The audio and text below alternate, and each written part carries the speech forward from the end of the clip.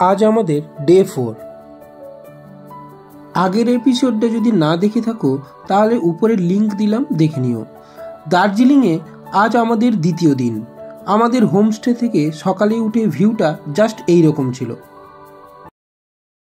আমাদের হোমস্টের নাম ছিল মাংকিম।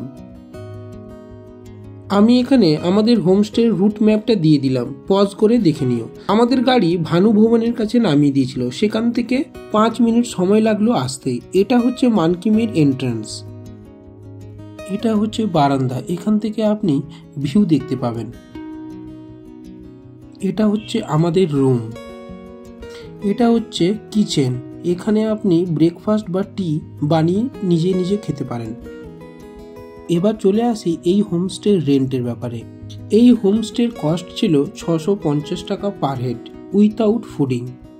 আজ আমরা যেসব সাইট সিনগুলো দেখব তাদের মধ্যে অন্যতম হলো peace pagoda and Japanese temple, rock garden, HMI আর দার্জিলিং জু। ফার্স্ট দেখতে চলে এলাম peace pagoda. Peace pagoda Darjeeling শহরের একটি শান্তিস্তূপ। এটি বিশ্বের সকল জাতি ও ধর্মের মানুষের মিলন ও বিশ্ব শান্তির বার্তা প্রচারের জন্য স্থাপিত। জাপানি বৌদ্ধ সন্ন্যাসীদের তত্ত্বাবধানে স্থাপিত হয়েছিল। 1972 সালে 1 নভেম্বর উদ্বোধন করা হয়।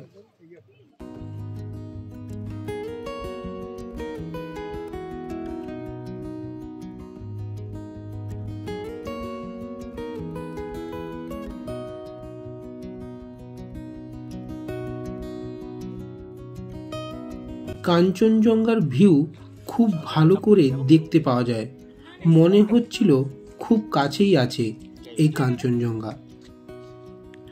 কাঞ্চনজঙ্ঘা দেখতে চান তাহলে একবার এখানে ভিজিট করতেই হবে। এবার আমরা চললাম রক গার্ডেন দেখার উদ্দেশ্যে। রক গার্ডেন যাওয়ার রাস্তাটা ছিল অ্যাডভেঞ্চারে ভর্তি।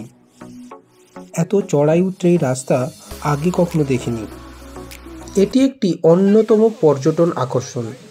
এটি দার্জিলিং থেকে 10 কিলোমিটার দূরে অবস্থিত।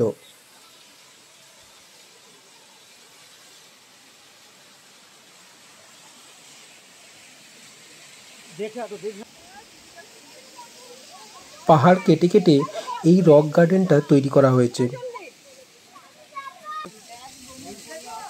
এখানে একটি ছোট্ট লেকও আছে। এখানে বিভিন্ন উচ্চতায় পাহাড়ের ঘা ঘেঁষে বসার স্থান তৈরি করা হয়েছে। এখানে অনেকক্ষণ আমরা টাইম কাটালাম। এই জায়গাটা পুরো দেখতে হলে 2 থেকে 3 ঘন্টা টাইম লাগবে এবং অনেকটা উঁচুতে উঠলাম। জায়গাটা বেশ ভালো, বেশ কোলাহলপূর্ণ। এই জায়গা জুড়ে অনেক ছোট ছোট চায়ের দোকান এবং রেস্টুরেন্ট তৈরি হয়েছে। এখানে বিভিন্ন প্রকার পাহাড়ি অঞ্চলের রান্না খেতে পাবেন, বিশেষ করে থুপ্পা, চাউমিন, মোমো। এবার আমরা দেখতে এলাম হিমালয়ান জুলজিক্যাল পার্ক এবং হিমালয়ান মাউন্টেনিং ইনস্টিটিউট দেখতে। এখানে হিমালয়ান মাউন্টেনিং ইনস্টিটিউট এবং দার্জিলিং জু এর মধ্যে আছে। এই ইনস্টিটিউটটি 4 নভেম্বর 1954 সালে স্থাপিত হয়। এটি তেনজিং নোরগে এবং জওহরলাল নেহরু মিলে এই ইনস্টিটিউটটি তৈরি করেন। এখানে বেসিক্যালি মাউন্টেনিংয়ে শেখানো হয়।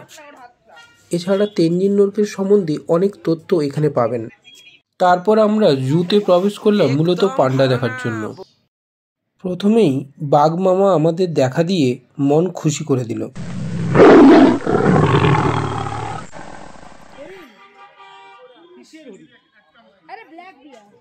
এরপর একে একে Himalayan goral, Himalayan tahr, markhor, blue sheep এইসব দুষ্প্রাপ্য অ্যানিমেলগুলো দেখার পরে এবার দেখতে গেলাম রেড পান্ডা। ন্যাশনাল অ্যানিমেল, এটা কি বিশাল গন্ধ না?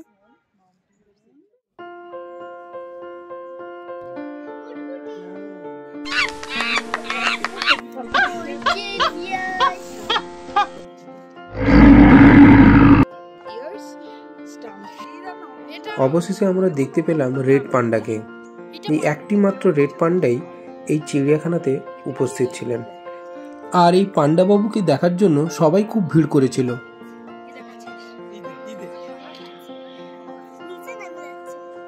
জু দেখার পর তারপর আমরা ফিরে এলাম দার্জিলিং ম্যালে। এসে দেখি এখানে একটা অনুষ্ঠান চলছিল। এখানে কিছুক্ষণ সময় কাটালাম এবং শপিংও করলাম। শপিং করতে করতে প্রায় 7টা বেজে গেছিল। তারপর হোমস্টেতে ফিরে এসে ফ্রেশ হয়ে আমরা ডিনারের উদ্দেশ্যে বেরোলাম। আমাদের আজ ডিনার করার প্ল্যান ছিল কুঙ্গাতে। এসে দেখি কুঙ্গা আজ বন্ধ। আমরা খুব হতাশ হলাম। তারপর আমরা ডিনার করতে মহাকাল রেস্টুরেন্টের দিকে এগোলাম।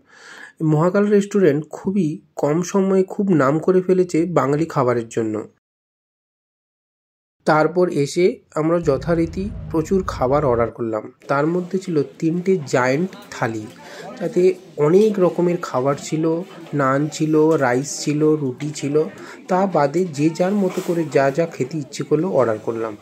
পেট ভরে মন তৃপ্তি করে খেলাম। এখানকার খাবারের কোয়ালিটি ভালো ছিল।